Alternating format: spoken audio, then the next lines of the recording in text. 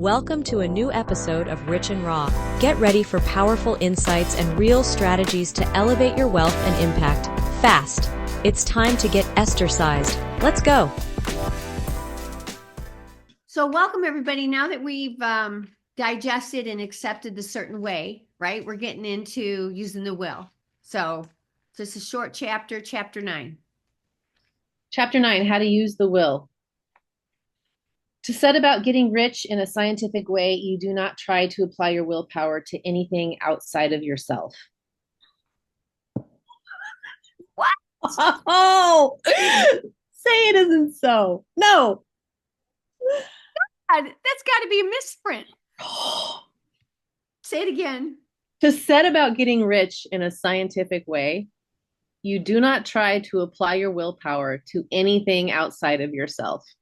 That's what's brilliant. Because if you apply your will to anything outside of yourself, you're having to use coercion and force and control, which I'm like diametrically opposed to in theory. Goes against everything that we want to live in our sovereign way and how we want to live and everything, which is why we're not rich. Yes. Right? Yes. Yes. Because it seems like that's what people do. They force something in the outside world to be a certain thing. Yeah. Or they commandeer the whole economy to try to knuckle other people or other countries to get them to bow and give it up and enslave, go along with what we want. Right. It's all about what kind of enslavement do you want? Right. Do you want to be enslaved to your own will because you chose that? Or do you want to be enslaved to someone else? Or do you want other people to be enslaved to you? So he's saying we only need to use our will on ourselves. Yes. Okay. To set about getting rich in a scientific way, you do not try to apply your willpower to anything outside of yourself. You have no right to do so anyway. Hallelujah. That feels good. I think that this should be the new verse that anyone into elected office has to swear to abide by in addition to the Bible. Because the Bible doesn't mean anything to them, right? Megan, you're going to create your own government. I just know it. You have no right to do so anyway. It is wrong to apply your will to others in order to get them to do what you wish done. And as parenting of a 9-year-old, this is a whole new level of humility for me to embrace this struggle. It is as flagrantly wrong to coerce people by mental power as it is to coerce them by physical power. Say that again. It is as flagrantly wrong to coerce people by mental power as it is to coerce them by physical power. And that's my issue with the legal world, because people go to law school and they're trained to out-argue somebody else. And it's really about the bluster and the emotion and the out-thinking someone else, which that's amazing. There's a place for it. Lisa's here. She wants to say hi. Hi, Megan. Hi, Lisa. How are you, honey? I'm all right. I don't want to interrupt you, but I want you to put this. I know I'm bossing. She is interrupting. I'm bossing her around. I want you. You know this is going on YouTube, right? She's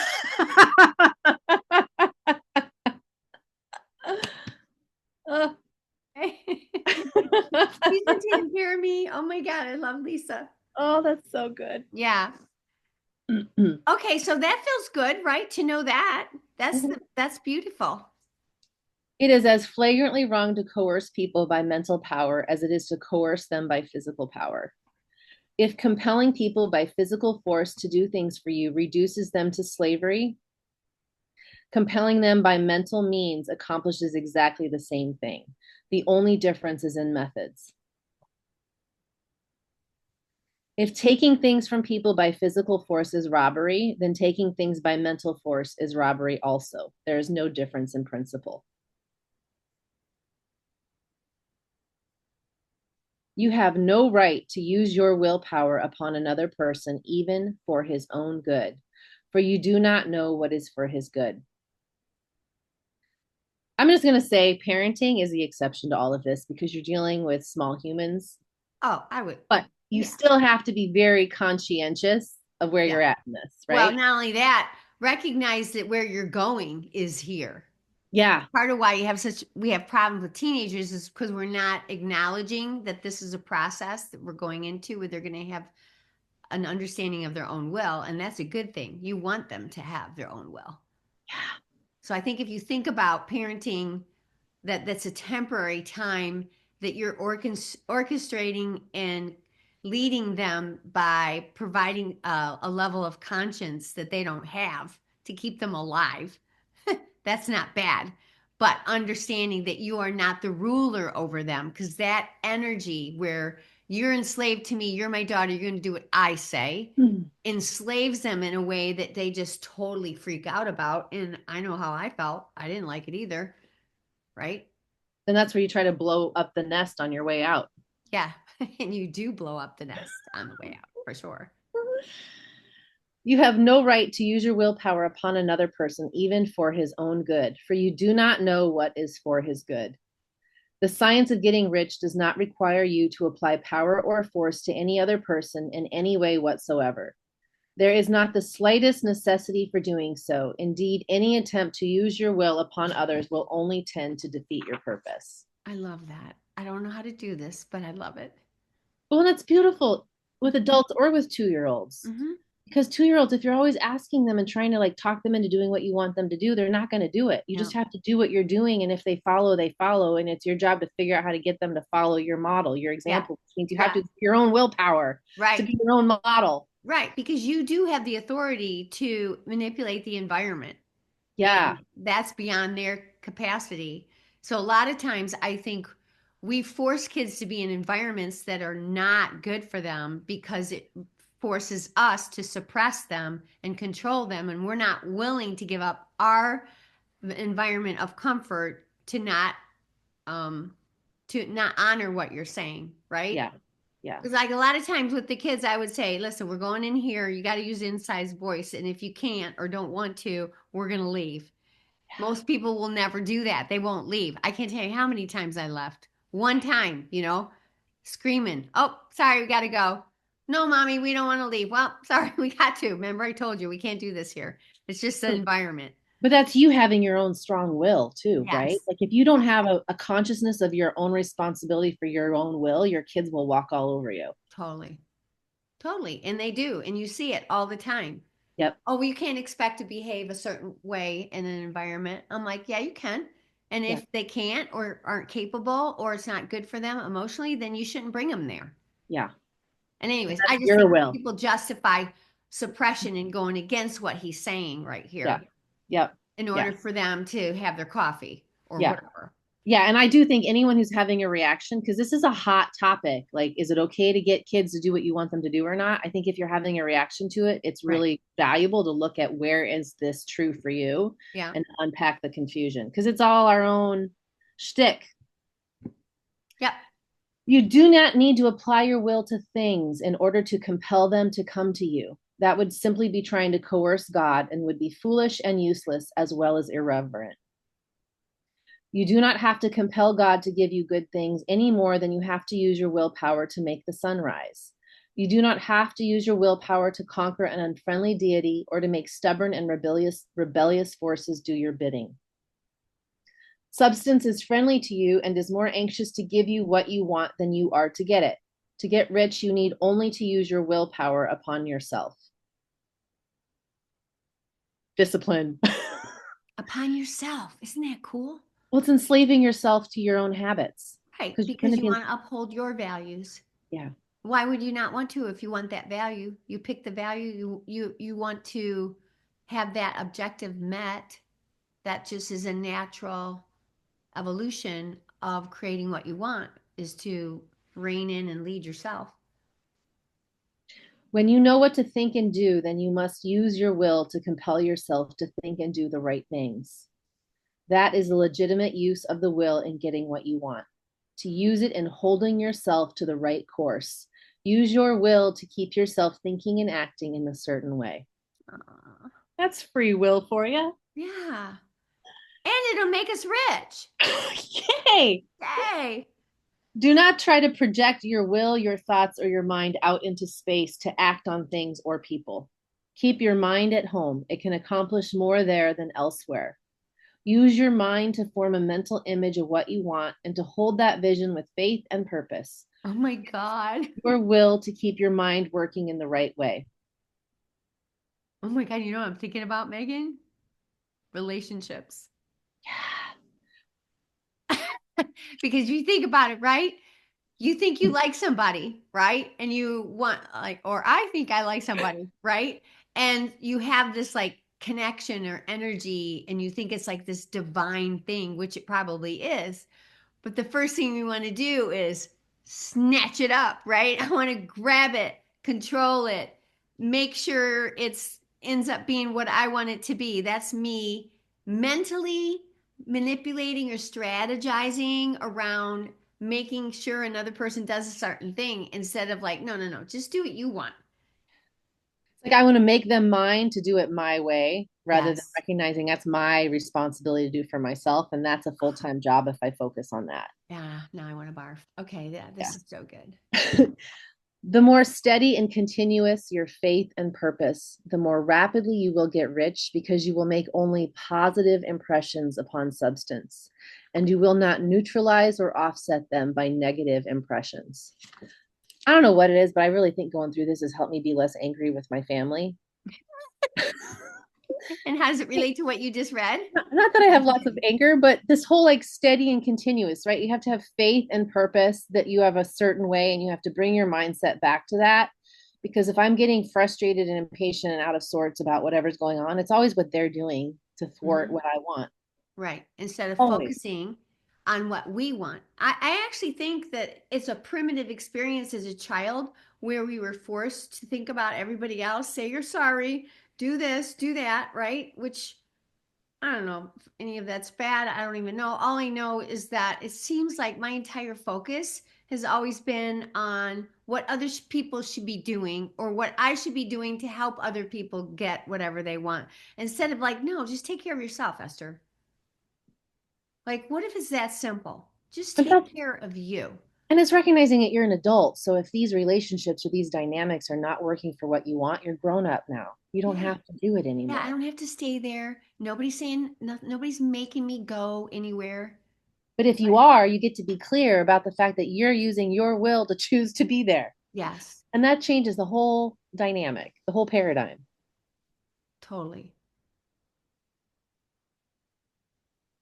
The picture of your desires held with faith and purpose is taken up by the formless and permeates it to great distances throughout the universe for all I know. As this impression spreads, all things are set moving toward its realization. Every living thing, every inanimate thing, and the things yet uncreated are stirred toward bringing it into being that which you want. All force begins to be exerted in that direction. All things begin to move towards you. The minds of people everywhere are influenced toward doing the things necessary to the fulfilling of your desires, and they work for you unconsciously. But you can check all this by starting a negative impression in the formless substance. Doubt or unbelief is as certain to start a movement away from you as faith and purpose are to start one towards you. Have faith and you can move mountains, right? It is by not understanding this that most people who try to make use of mental science in getting rich make their failure. Every hour and moment you spend in giving heed to doubts and fears, every hour you spend in worry, every hour in which your soul is possessed by unbeliefs, sets a current away from you in the whole domain of intelligent substance. All the promises are unto them that believe and unto them only. Notice how insistent Jesus was upon this point of belief, and now you know the reason why. Notice how insistent Jesus was on this point of belief. Wouldn't you like to have a couple scriptures to support that right now? Yeah. I'm trying to even think of a time when he did that. I mean, He's why? like, have faith. If you have faith, the grain of a mustard seed. Right, right. Yeah, I wonder if our ego driven desire to control everything externally has a lot to do with why we doubt, because the whole way we do the world is doesn't work. So of course we would doubt, right? Because it didn't work. Well, that's why the God Jesus is such an important foundation, if you're on it or not on it. Right. Because if you're designed to as human beings, we need a solid foundation to build on. Yeah. And if we build on ourselves and our own capacity, and we also are aware we are limited, Yes. like we are not God. Even Right. if you don't believe there is a God, you can also acknowledge that human beings are not an omnipresent and Right. omnipotent the way we Right. credit God for. Right. So if you know that, then of course you would have to be controlling and doubts because Yes. you implicitly understand Right. your own limitations. Then I have this conversation over and over, and it's really helping me fortify this belief. Like when you meet people that are negative and down and don't believe things can get better, they inevitably do not have a foundation of faith. Yeah. 100%. It's the epitome of faith. Yeah. Your focus is completely different. You actually think that as a mortal person, you can control all this stuff, and you can't. You can't. But if you believe you're not in control, but you work with what comes, then you're focusing on your response, how you respond to whatever the thing is, which is me exerting my will with where I am, not externally, just me. And that's how we define sovereignty, because sovereignty is being in that reality of it and choosing to engage in that way. Right. And owning the consequences that goes with it. That feels good to me. I'd rather know that I'm getting a consequence from my own cause than be The at world the is default set of against me. everything else that I'm trying to control, and then I can blame them. You know what I mean? That Yep. doesn't feel good to me. Yeah. Yeah. Awesome. And the other thing is, I keep waking up like 4 o'clock in the morning and I think about my debt and the interest growing on my debt. And I think like, what the hell, right? Like this is going on for years, right? And then as soon as I'm up and I'm about my day, the worry and concern fall away because now I'm busy and I'm engaged in doing what it is that I want to do. And this whole Right. like, every hour and moment you spend giving heed to doubts and fears, like I let myself give that time to the doubts and fears in the middle of the night because I know I can sleep, go back to sleep and then start again fresh. Like Right. that's the moment I hold that. But if I could use that hour to build the faith, The vision. the vision, and that's generally the struggle that I have in those hours. Sure. Sure. Since belief is all important, it behooves you to guard your thoughts. And as your beliefs will be shaped to a very great extent by the things you observe and think about, it is important that you should command your attention. Because that's what filters my day when I wake up and get going, Yep. right? That's the Which is why space that I meditating operate in the in. morning is important. Yep. Doing reading because it sets you up to be on the plane of creativity instead of fight. Yeah. And Survival. fear. Fear. And here the will comes into use, for it is by your will that you determine upon what things your attention shall be fixed. If you want to become rich, you must not make a study of poverty. Things are not brought into being by thinking about their opposites. Health is never to be attained by studying disease and thinking about disease. Righteousness is not to be promoted by studying sin and thinking about sin. And no one ever got rich by studying poverty and thinking about poverty. No. Medicine as a science of disease has increased disease. 100%. Religion as a science of sin has promoted sin. 100%. And economics as a study of poverty will fill the world with wretchedness and want. Do not talk about poverty. Do not investigate it or concern yourself with it. Never mind what its causes are. You have nothing to do with them. What concerns you is the cure. Do not spend your time in charitable work or charity movements. All charity only tends to perpetuate the wretchedness it aims to eradicate.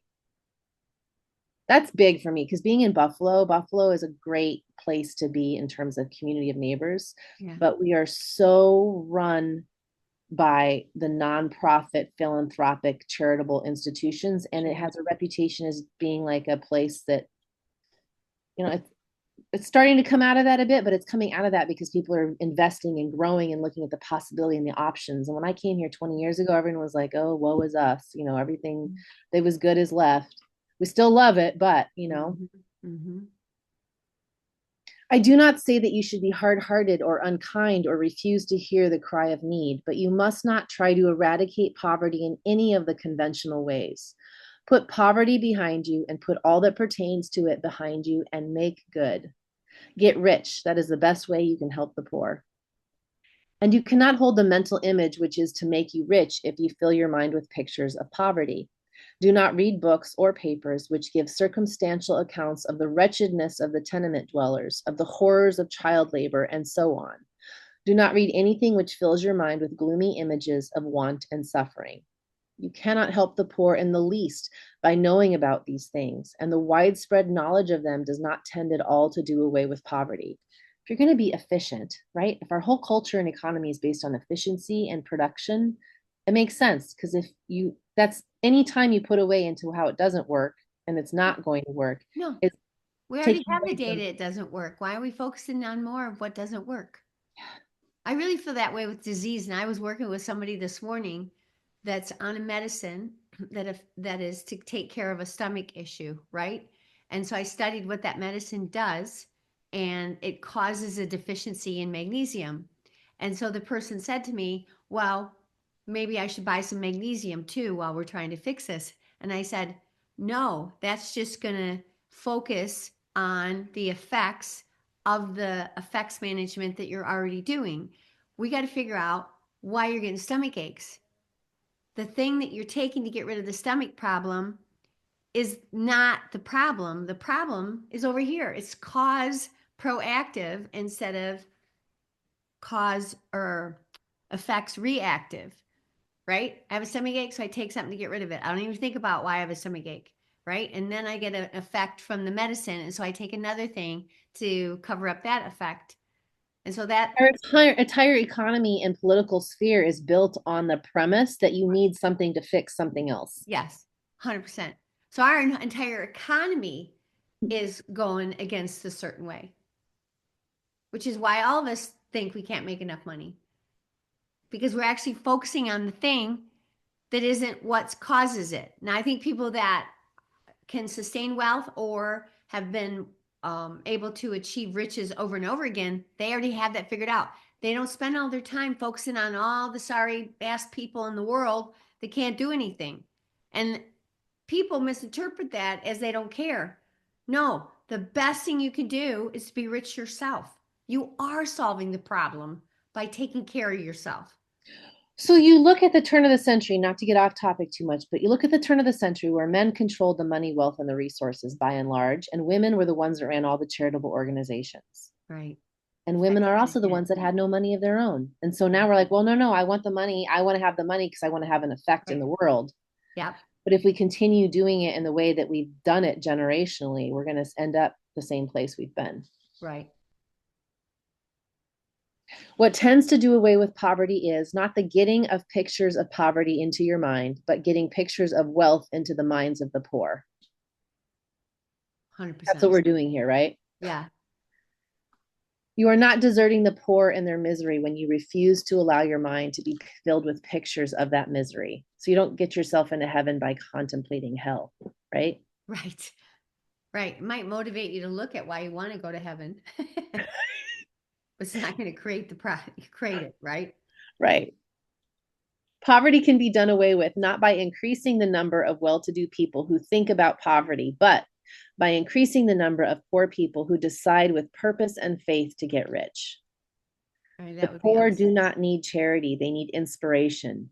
Charity only sends them a loaf of bread to keep them alive in their wretchedness, or gives them an entertainment to make them forget for an hour or two.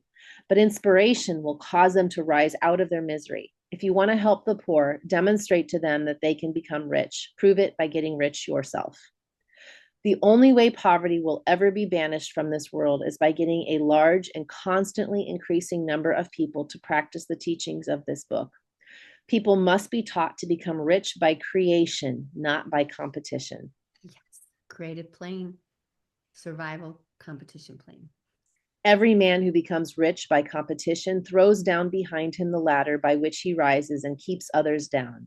But every man who gets rich by creation opens a way for thousands to follow him and inspires them to do so. Look at the Apple and Steve Jobs. Frick Bill Gates and Microsoft, right?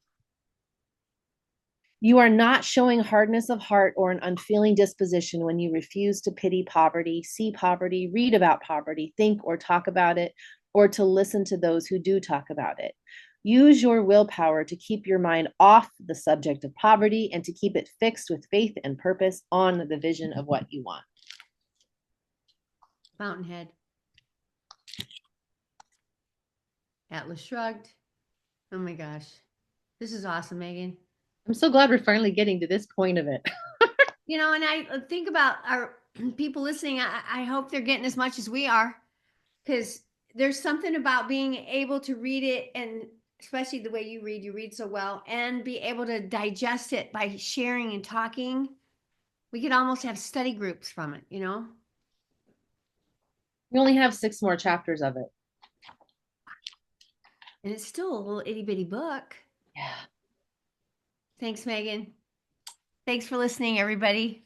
See you next chapter. We're going to be on chapter 10, right? So that was the whole chapter 9? That was the whole chapter. Chapter Amazing. 10, further use of the will. Ah, love it.